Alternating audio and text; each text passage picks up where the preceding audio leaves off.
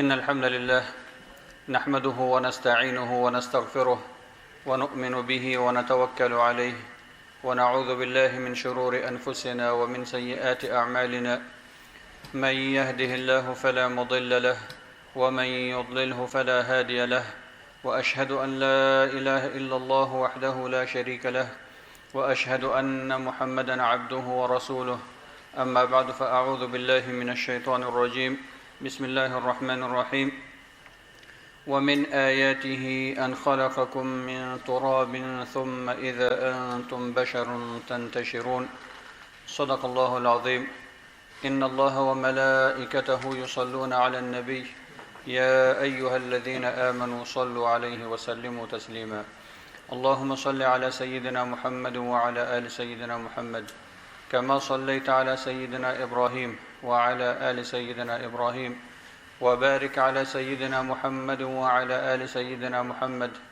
كما باركت على سيدنا إبراهيم وعلى آل سيدنا إبراهيم في العالمين إنك حميد مجيد.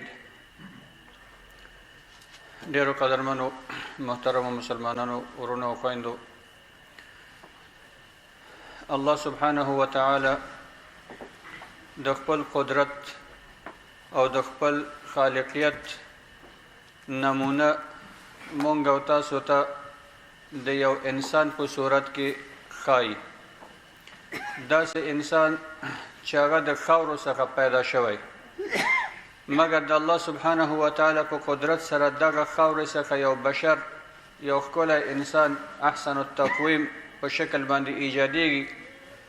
دغه انسان خبرې کوي، اراده لري، عقل لري، پرمختګ کوي، علم لري، زده کړه کوي، او بالاخره د الله سبحانه وتعالی خلافت د ځمکې پر مخ باندې پر مخ بیایي، چې هغه آدم علیه السلام دی.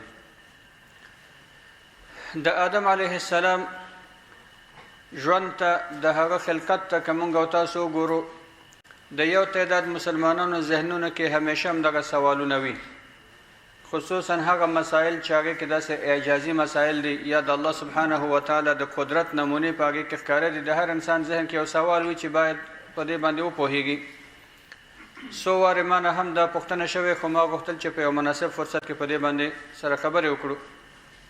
الله سبحانه وتعالی کاملا مطلقا قادر ذات دی.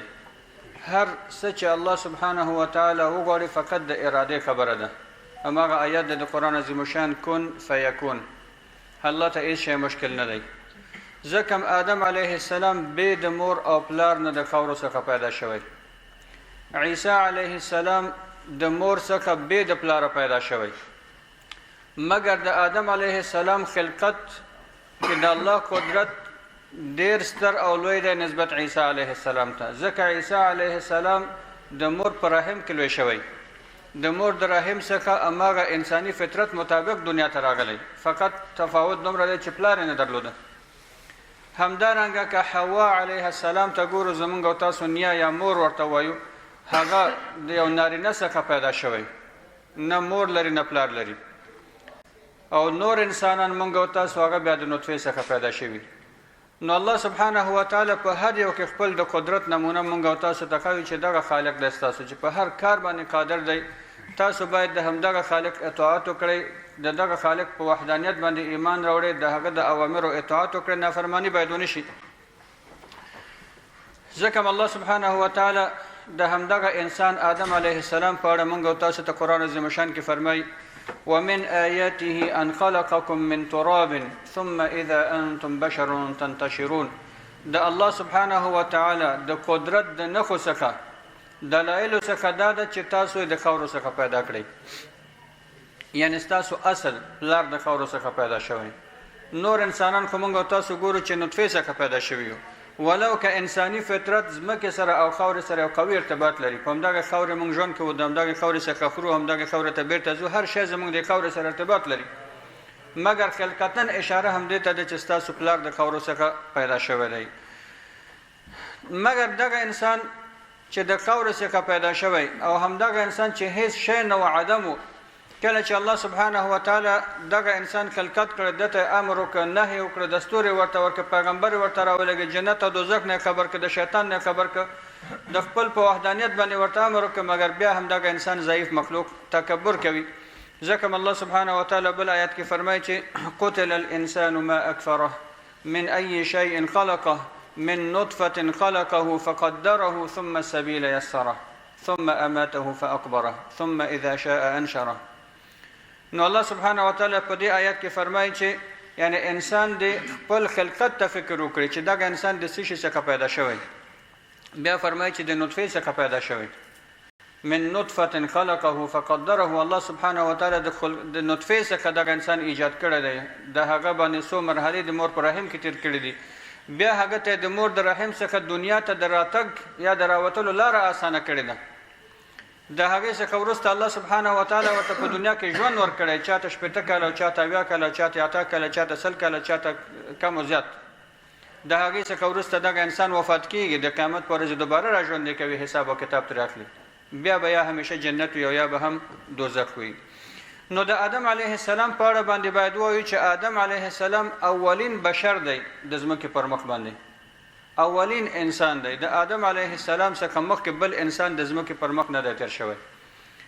ځکه او آدم علیه السلام ته ابو الخلائق وایي، د ټولو مخلوقات یعنی انسانانو پلار، او دغه انساني عالم اصل آدم علیه السلام دی.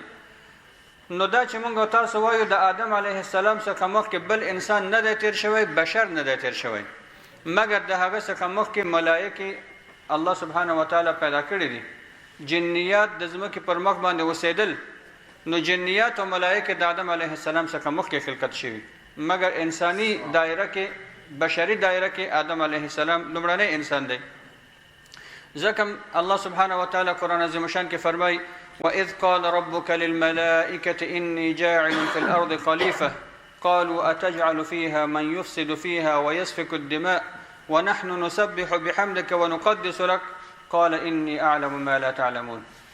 کله چې الله سبحانه و تعالی ملائکو ته خبر ورکړ چې زه د ځمکې پر مخ باندې یو انسان پیدا کوم، خلیفه، چې هغه به زما احکام، زما دستورات انسانانو ته رسوي، زما خلافت د ځمکې آبادي به یعنی په خپل اختیار کې لري.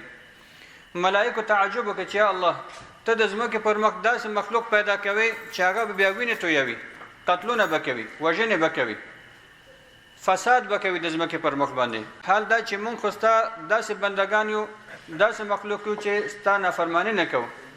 ونحن نسبح بحمدك ونقدس لك، همیشه ستا تسبیح ادا کوو، ستا هغه پاکي بیانوو. نو الله سبحانه و تعالی ورته وفرمیل چې اني اعلم ما لا تعلمون، زه پوهیږم په هغه څه چې تاسو باندې نه پوهیږئ. یعنی د انسان خلقت کې ډیر رموز دي، ډیر اسرار دي، د الله سبحانه و تعالی د قدرت ډیر نښې دي. انسان ته یو غټ مکلفیت، یو غټ مسؤلیت ورته ورکول کیږي چې هغه د ځمکې آبادي ده، د ځمکې اعمار ده. دا کار ملائکو نشي کولی، ځکه ملائکه د ځمکې اسرار کشف کولی نشي دغه علم سره چې انسان کشف کوي، ځکه ملائکه انساني فطرت نه لري، اړتیا نه لري شانو ته. دغه دواګانې چې نن سبا کشف شوي دي، دغه ټکنالوژي چې کشف شوې ده، دغه پرمختګونه چې شوي دي، دغه ټول ملائکو طبیعت او فطرت پورې ارتباط نه لري، مګر انسان د خپل ژوند دپاره، د خپل آبادۍ دپاره دغه کارونو ته لاس اچوي. نو دې آیت نه علما هم دغه استدلال کوي چې جنیات او ملائکې مخکې د آدم علیه السلام څخه موجوده وي، مګر دغه جنیاتو د ځمکې پر مخ فساد پیل کړ، وژنې به یې کولې، وینې به یې تویولې، ډېر فسادونه به یې کول. بالاخره الله سبحانه و تعالی یو ډله ملائکې په دوی باندې مقرره کړې د لښکر په شکل باندې. دغه ملائکو جنیاتو سره جنګ وکړ، د جنیات یو تعداد یې ووژل او یو تعداد یې دې ته مجبوره کړه چې هغه انساني ټولنې پرېږدي یا ځمکه پرېږدي، بحرونو طرف ته او د غرونو سرونو ته لاړ شي. نو دغه جنیات بیا ملائکو وایستل د آبادۍ څخه د غرونو سرونو ته او بحرونو ته. نو دغه ځمکه انسانانو دپاره خالي شوله. که قرآن عظیم شان کې بیا هم وګورو ډېرو ځایونو کې الله سبحانه و تعالی انسانانو ته چې خطاب کوي فرمایي یا بني آدم، ای اولاد د آدمه. نو دا چې بني آدم مونږ او تاسو ته وایي په دې معنی چې لومړنی آدم یا لومړنی انسان هغه آدم علیه السلام دی، مونږ ټول د هغه اولاده یو، د هغه څخه بل انسان مخکې نه دی تیر شوی. آدم علیه السلام الله سبحانه و تعالی انسان پیدا کړی، مکرم مخلوق پیدا کړی، هغه ته عقل ورکړی، اراده ورته ورکړی، نبوت ورته ورکړی، لارښوونې او صحیفې ورته نازلې کړي دي، احسن التقویم کې پیدا شوی. آدم علیه السلام نعوذ بالله بزو نه و شادو نه و آدم علیه السلام چندق نه و آدم علیه السلام چنجه نه و آدم علیه السلام میکروب نه و هغه الله سبحانه و تعالی مکرم ترین مخلوق پیدا کړی د انسان په شکل باندې. ځکه یو تعداد ساينسدانان یا پخوانی خلک چې هغه په الله او په خالق ایمان نه لري، د انسانانو نظریات د خالق څخه ګرځوي، هغه وایي چې د انسان اصل انسان نو انسان یو میکروب و چې په اوبو کې اوسېده، یو مدتونه میلیونونه کلونه تیر کړي دي، بیا دغه میکروب چنجي ته تبدیل شوی دی، بیا دا چنجي کلونو وروسته یو چندق ته تبدیل شوی دی، بیا دغه چندق په اشراف او ترقي کړي، بالاخره بزو او شادو ته تبدیل شوی، بیا دغه شادو د ځمکې پر مخ ژوند کړي، بالاخره پرمختګ کړي انسان ته تبدیل شوی. په دې معنی چې دغه انساني نسل د شادو بچان دي ټول. کچېرې موږ تاسو وګورو دغه شادو خو په خوا او اوس هم شته، نو اوس ولې دا شادو پرمختګ نه کوي؟ آیا دا کوم خاص نسل چې پرمختګ وکړي انسان شو نور خلاص شو؟ دغه چمپانزیان موږ تاسو لرو، قسم قسم نور بزوګان او شادوګان لرو، ولې یو پرمختګ نه کوي؟ ولې یو فیل په بل حیوان نه تبدیلیږي؟ ولې یو میاشه په بل حیوان نه تبدیلیږي؟ یوازې هم دغه شادو چې انسان باندې تبدیل شو خلاص شو. نو دغه نظریه اساساً د اسلام د نظر نه درسته نظریه ده. الله سبحانه و تعالی آدم علیه السلام او ټول انسانان انسان پیدا کړي، په عقل باندې هغه استایلی دي، په علم باندې استایلی، او آدم علیه السلام ته د انسانانو د هدایت لپاره صحیفه نازل کړي دي. د آدم علیه السلام خلقت څو مرحلې نیولې دي. یو مرحله هغه ته مرحله ترابیه وایي، خورینه مرحله، د خاورو مرحله. هغه دا چې الله سبحانه و تعالی د ټول ځمکې څخه د نمونې په صفت باندې خاور را جمع کړي، او دغه خوره د آدم علیه السلام اساس تشکیلوي. یعنی خوره دغه خوره د ټول ځمکې څخه راټوله شوی. په دې خوره کې توره خوره هم و، په دې کې سره هم و، په دې کې سپینه هم و، په دې کې زیړه هم و. ځکه حدیث شریف کې رسول الله صلی الله علیه وسلم فرمایي چې الله سبحانه و تعالی آدم علیه السلام د یو قبضه خوره څخه پیدا کړي، او دغه یو قبضه خوره د ټول ځمکې څخه راټوله شوی و. نو په دغه اساس باندې انسانانو خلقت ګورو، یو انسان تور پوستکی لري، یو انسان سور پوستکی لري، یو انسان ګندمي پوستکی لري، زمونږ یو انسان سپین پوستکی لري، یو انسان ته ګوري چې همیشه د غصه دی او همیشه هیجاني حالت کې دی، یو انسان ډیر نرم خو یا مبتسم حالت کې دی. نو دا ټول ماګه د خورې فطرت دی په دغه انسان کې پروت دی. او آیت کې هم الله سبحانه و تعالی موږ تاسو ته فرمایي ومن آیاته ان خلقکم من تراب ثم اذا انتم بشر تنتشرون. د الله سبحانه و تعالی د قدرت د نخو څخه دا دی چې تاسو د خاور څخه پیدا کړی، بیا تاسو نه الله سبحانه و تعالی بشر یو خاصه انسان جوړ کړ چې د ځمکې پر مخ باندې تاسو خپل کاروبار خپل ژوند تر سره کوي. دوهمه مرحله د آدم علیه السلام د خلقت هغه ته مرحله طینیه وایي، د خټو مرحله. همدغه خوره چې الله سبحانه و تعالی راټوله کړې و، دغه خوره اوبو سره خلط شو، د دې خورې څخه خټه جوړه شو، او دا خټه هم په قران عظیم شان کې داسې ذکر شوی چې داسې چسپان چې موږ تاسو ورته وایي سریخدار خوره خټه، ښکلې خټه چې سریخدار خوره وي دا ترنه جوړه شو. نو دغه خټه نه د آدم علیه السلام ساختمان جوړ شو، او دغه ساختمان د ځینې احادیثو په رڼا کې 40 کاله په لمر کې پروت و، تر څو چې دغه لمر کې وچ شو، ټیکرې حیثیت ځان ته ونیوي، سفالین چې ورته ویل کېږي. نو دغه دومره مرحله ده. ځکه الله سبحانه و تعالی قرآن عظیم شان کې هم فرمایي چې انا خلقناهم من طین لازب، موږ انسان پیدا کړی دی د یو خټې څخه، داسې خټه چې ښه چسپان او سریخداره خټه وه د هماغې خورې څخه.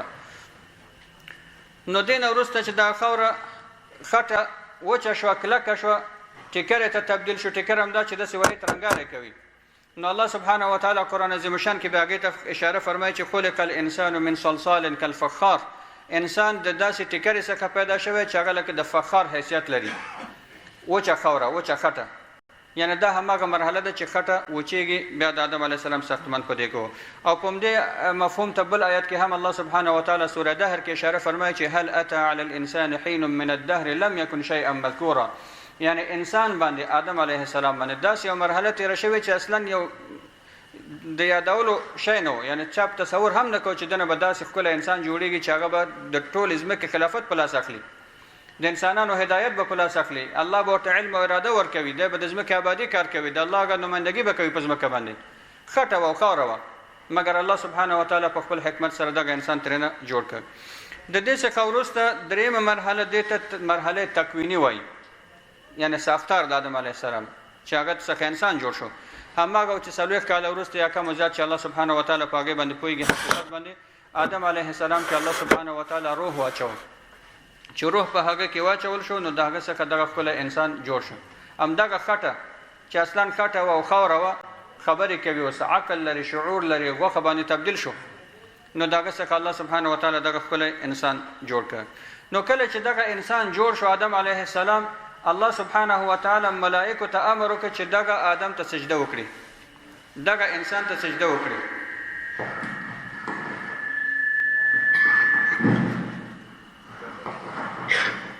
الله سبحانه وتعالی ملائکه ته امر وکړ چې آدم علیه السلام ته سجده وکړي او قرآن عظیم شان کې هم دغه ذکر دی د حکایت ټول ملائکه سجده وکړه غیر د شیطان او ابلیس څخه. ابلیس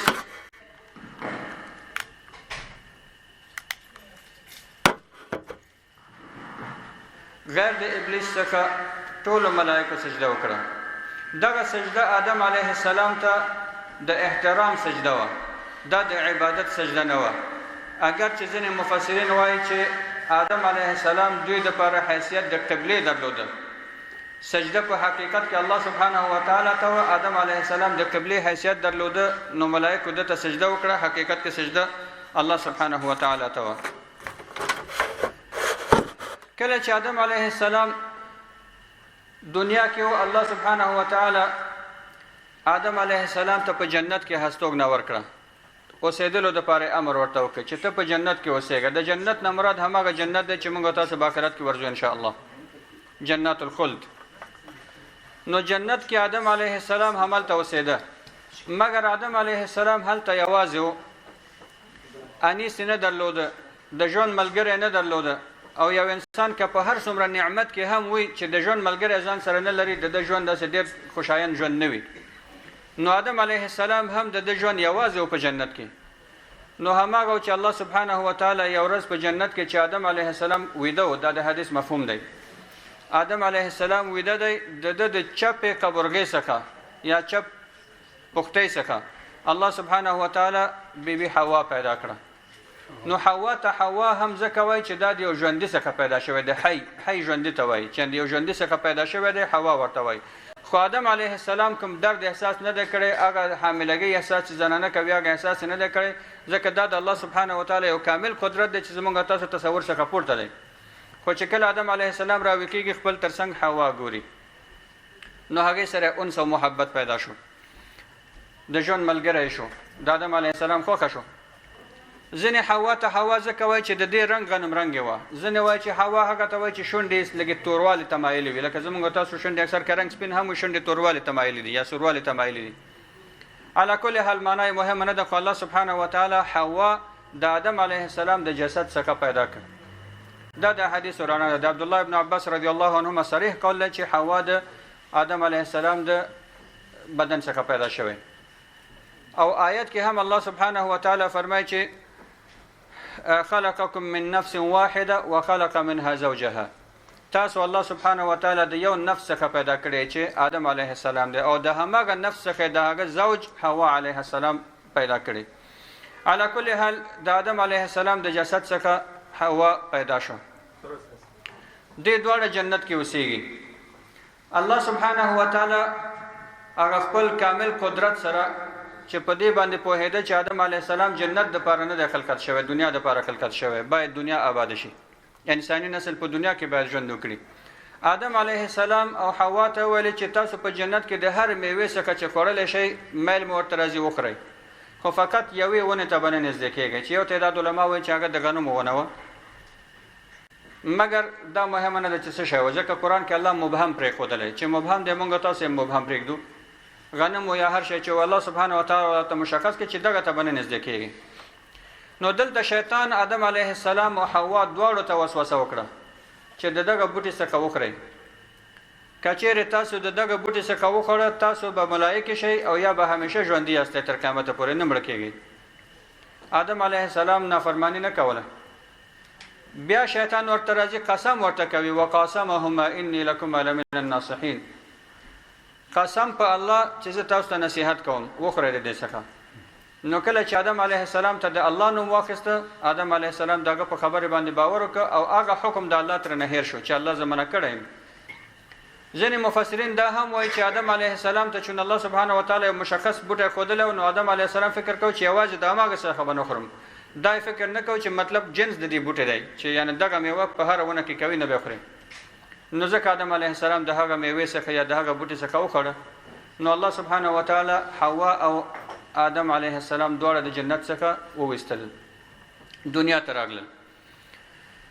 دوی چې دنیا ته راغله، دلته حوا علیه السلام به د الله په حکم سره ماشومان زیږول.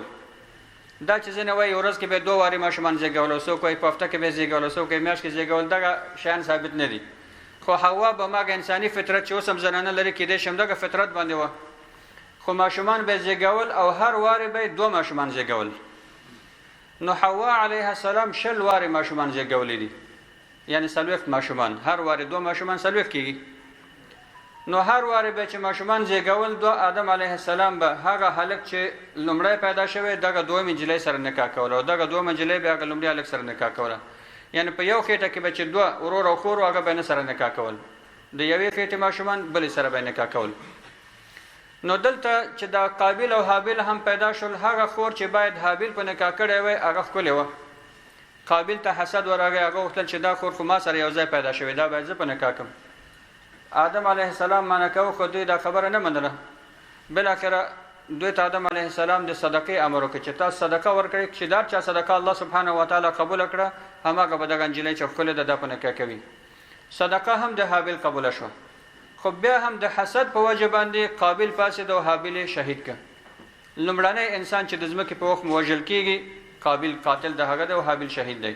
نو هر قتل چې قیامت پورې هم کېږي قابیل په هغې کې شریک دی، ځکه دغه بد سنت او بد عادت هغه ایښودلی دی. په همدغه اساس د آدم علیه السلام نور حکایتونه هم ډېر دي، خو د وخت د کمېدو په اساس باندې دغه د آدم علیه السلام هغه مختصر د خلقت واقعاتو چې د حدیث او د قرآن په رڼا کې ما بیان کړه.